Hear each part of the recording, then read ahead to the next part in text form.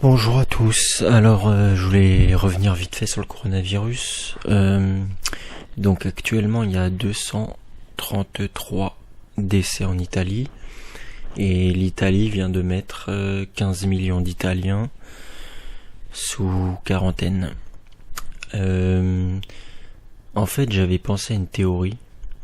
C'est-à-dire que soit on minimise complètement le nombre de morts, et ça m'étonnerait pas, pour pas affoler les gens et que tout se casse la gueule au niveau économique, émeutes, etc. En gros, pour que la société continue à tourner. Ou alors, c'est possible que ce soit l'inverse, qu'on nous affole au maximum, enfin, sans pour autant créer une situation de panique, mais qu'on fasse monter petit à petit la pression. Sachant en France, il y a même pas une dizaine de morts, quoi. En fait, j'ai remarqué qu'il y avait des anomalies. Par exemple, vous savez, il y avait le match de foot Juventus, je sais plus quoi, à Lyon, et on avait fait venir, il y a à peu près 2 semaines, 3000 supporters italiens, alors qu'on sait qu'il y a officiellement l'épidémie en Italie. Pour l'instant, les frontières en France ne sont toujours pas fermées, donc on choisit consciemment de ne pas fermer les frontières, et en même temps on met les gens sous quarantaine par région. C'est-à-dire qu'au début il y a des villes qui sont sous quarantaine, après il y a des régions qui sont sous quarantaine, etc.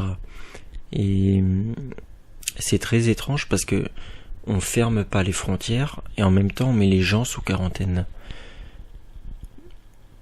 Et dès le départ, je me souviens que quand il y avait l'épidémie en Chine, le gouvernement laissait revenir des gens de Chine, et la seule mesure qu'on avait fait, c'est de mettre des posters dans les aéroports, alors qu'on savait qu'il y avait une épidémie là-bas, mais aucun contrôle médical, rien.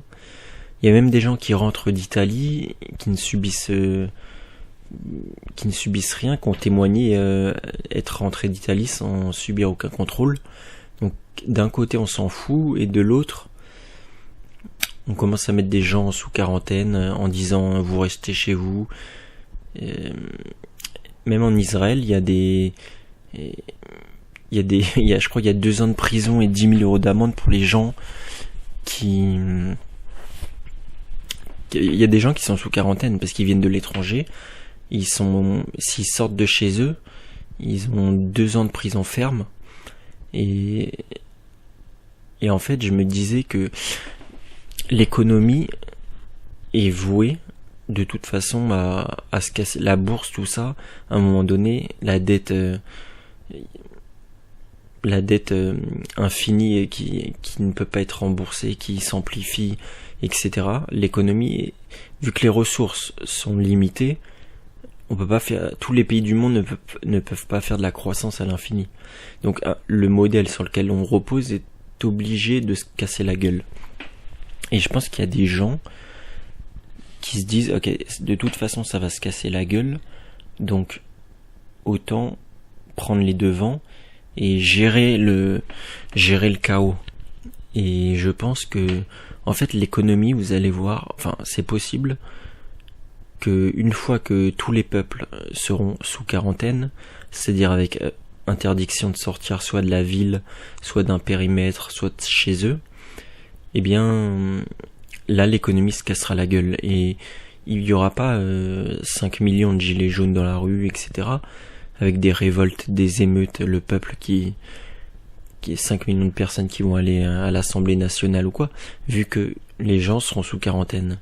Et en plus, comme ça, il y aura pas de oui, c'est la mondialisation, c'est la finance et tout. On dira mais non, mais c'est le coronavirus qui a créé ce bordel financier, ce crash économique. Donc, il est possible que on mette pour un nombre de morts très minime. Alors oui, par an, il y a 8000 personnes qui meurent de la grippe et on n'en parle pas. Et là, on met 15 millions d'Italiens, en quarantaine pour 200 Italiens morts. Donc c'est vrai que c'est assez étrange. Donc il est possible que le but en fait soit de contrôler le chaos, enfin contrôler l'effondrement économique, contrôler au niveau social je parle, et juridique, loi martiale, quarantaine, etc. Parce que il y a beaucoup, la Chine, l'Italie, il y a des militaires qui empêchent les gens de sortir de la zone de quarantaine quoi.